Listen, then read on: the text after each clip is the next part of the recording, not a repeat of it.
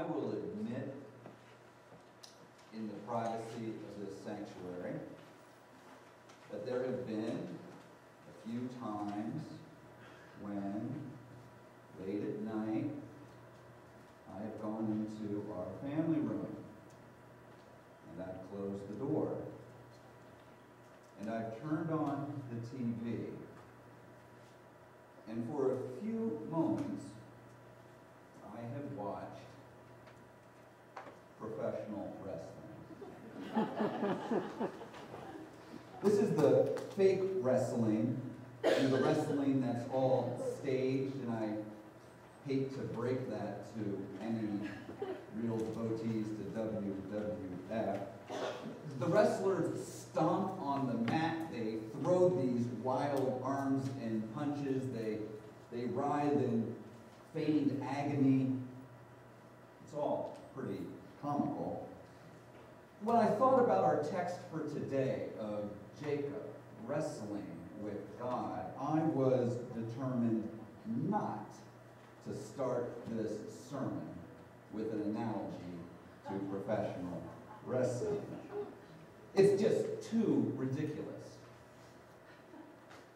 But then I learned that in professional wrestling lingo, there are two types of wrestlers. There are the good guys, the crowd favorites, and these are known as, quote-unquote, baby faces. And then there are the bad guys. These are the ones that the crowd generally roots against. They are known as heels. Wrestlers who are heels are wrestlers who are either cowards or they're cheats, and they play dirty. Invariably, every match will get to the point where one of the wrestlers, usually a heel, will reach over to a steel-folded chair that's outside of the ring, and they will lift it up, and they will throw it at one of their opponents, or heave it out into the audience.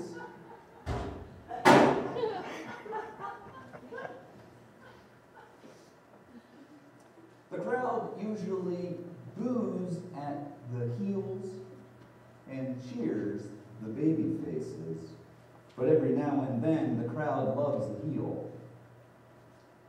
Jacob was a heel.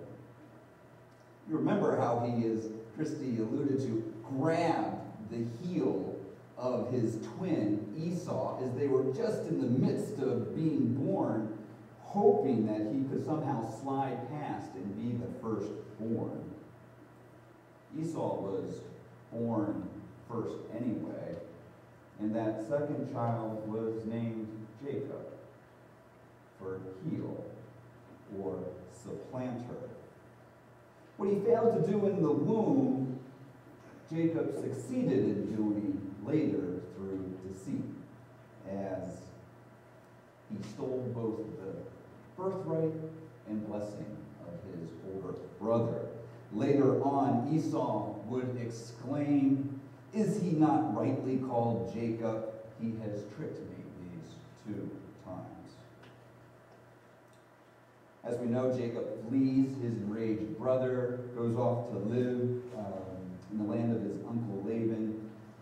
20 years pass, he marries twice, and then God calls on him to go home. And along the way, he learns that Esau is coming to meet him with 400 men, and Jacob fears the worst. Do you remember the 3 things that he does? 1, he separates the family so that if Esau attacks, at least half of his family will survive. 2, he prays to God to rescue him and his family and calls on God, claims the promises that God has made to him. And then 3, he sends waves of gifts to Esau. So he's done all these things. You can imagine a to-do list for Jacob, and he's checked off these 3 things, and now it's time to go to sleep. And he beds down across the river by himself alone. And we are all on the edge of our seats because we are waiting for the encounter in the morning. This encounter that has been building and building for chapters in Genesis, where Jacob is going to come face to face with this brother that he cheated years ago. But then this is where things get a little bizarre. Into the night, Jacob has a wrestling match with this strange, unknown figure, a man, it seems. Might it even be Esau? Is it someone else? We're not initially sure who this is, but they're deadlocked. Jacob and this other person. They're wrestling, and this is not fake. They aren't stomping on the ground or throwing pretend punches. This is real, and Jacob is wrestling for his life. When's the last time you wrestled? And I don't mean in a ring. I'm talking about in your daily life. I think we all have had that experience of going to bed and thinking about something the next day that fills us with anxiety. I think we all have our Esau's at night. People or situations that we dread. And sometimes when we consider those, we don't know all the aspects of what we face with that person or that situation, but we usually assume the worst. And so we wrestle through the night. We're all wrestlers. We often wrestle with ourselves. We might wrestle with habits that we try to break. Smoking, working all the time, not exercising enough, chewing our fingernails. We might wrestle with our past. We might be gripped by regret for things that happened long ago or last week. And we might be angry about the same. We may wrestle with our future. What should our lives be about? What career should I pursue? What should be the priority of my life? We might wrestle against illness, loneliness, or depression. We might wrestle against growing older and the loss of independence that presents to us. Restrictions on driving, where I can live, what I can do physically. And we wrestle with the fear of failure, and we wrestle with the fear of success. We wrestle with others too. We wrestle over our romantic and love relationships. Who should I date or marry? And once I'm dating or married, how do I work through this relationship, particularly when I get to tough patches in my relationship? We wrestle with other family relationships that we have, with a brother or a sister, son or a daughter, parents. We wrestle with friends, neighbors, co-workers, members at church. We may even wrestle with the pastor sometimes. We wrestle against sin and evil in the world. We wrestle against hate. We wrestle against racism. We wrestle against discrimination of any kind. We wrestle against greed, against poverty, against injustice. We wrestle in our challenging days with an economy that is struggling and makes it hard for people to find jobs or make ends meet. And we may wrestle about matters that are so totally private we haven't told anyone, but they're on our mind now.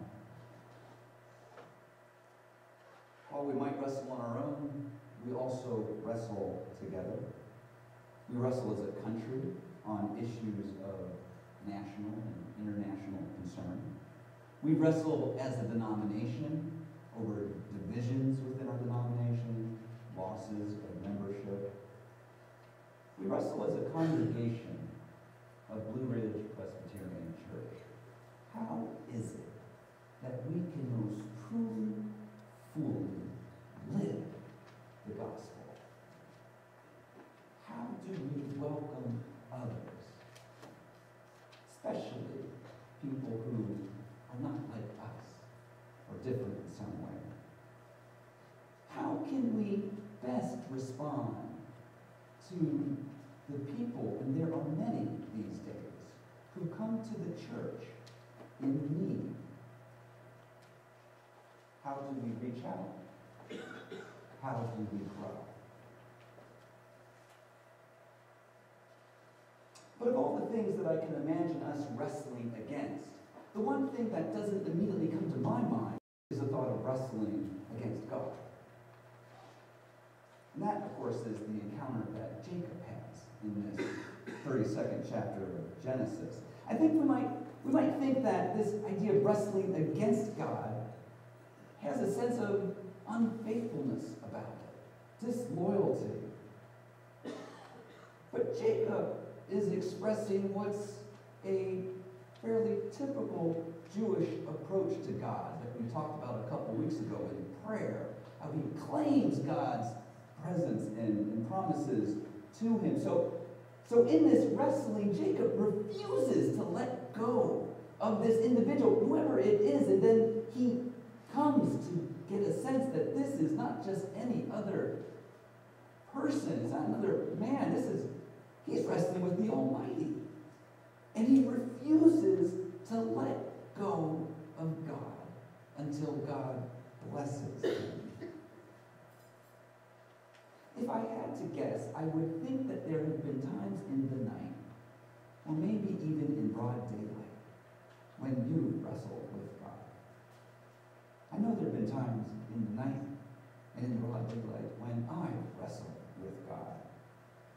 Why is this happening to me or my family? When are you going to answer my prayer, Lord? Do we dare to grip God and refuse to let go? Wrestling with God, of course, has its risks. You don't know how it's going to turn out, and we don't know how it might change us. Jacob was forever changed by his encounter with God. As Christy alluded to with the youth, God gives Jacob a new name. Jacob is no longer a heel. He is Israel, meaning he is one who has struggled and strived with God and people and prevailed. But that's not all.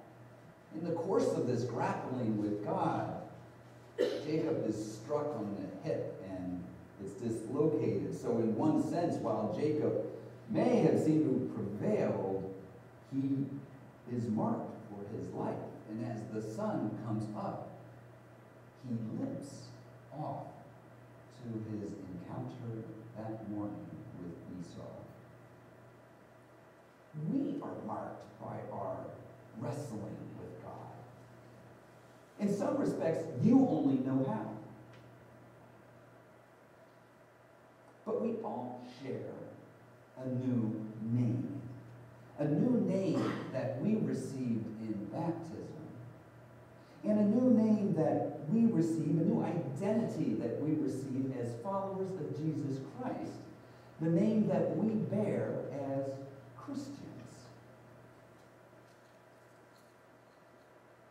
I don't know about you, but there's one aspect to this story that strikes me as particularly curious, and frankly, it's pivotal, but it's an aspect of the story that, for me, makes it hard to believe.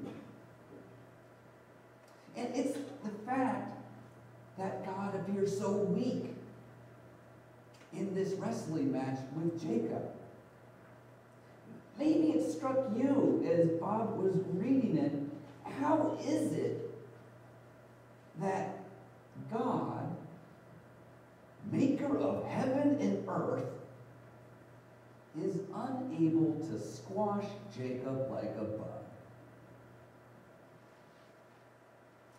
The answer to that might lie, this may sound ridiculous, in the difference between professional and amateur wrestling. And it also may lie in a reflection from an Iowa pastor. Professional wrestling, as we mentioned, is a scripted charade. It's fake. But amateur wrestling at the high school, collegiate, and Olympic level is real. They don't fake it. Or at least they usually don't fake it. There was a high school wrestling match between the high schools of Ogden and Humboldt, Iowa, recently.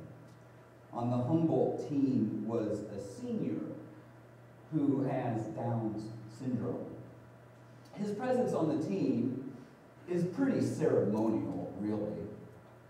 He suits up for every match, but he never wrestles.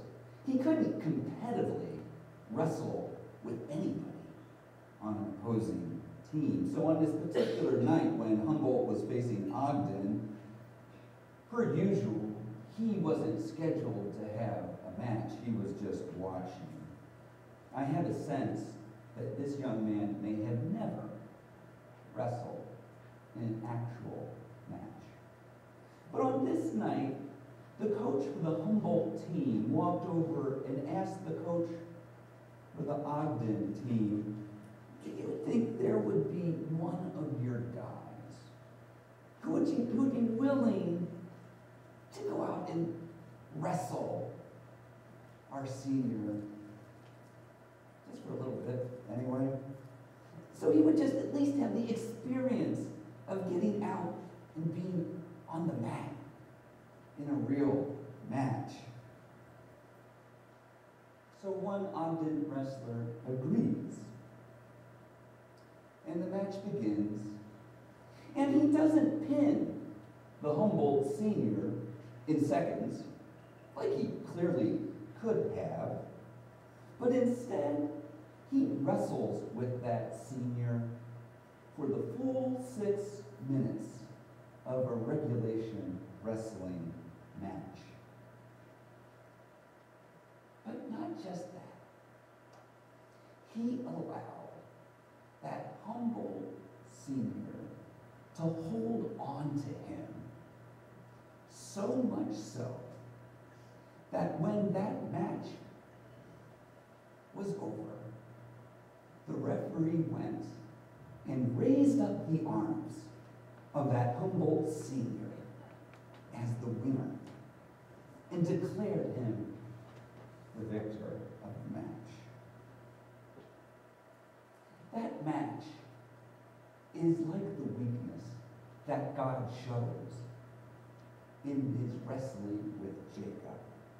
God allows Jacob to hold on to him through the night.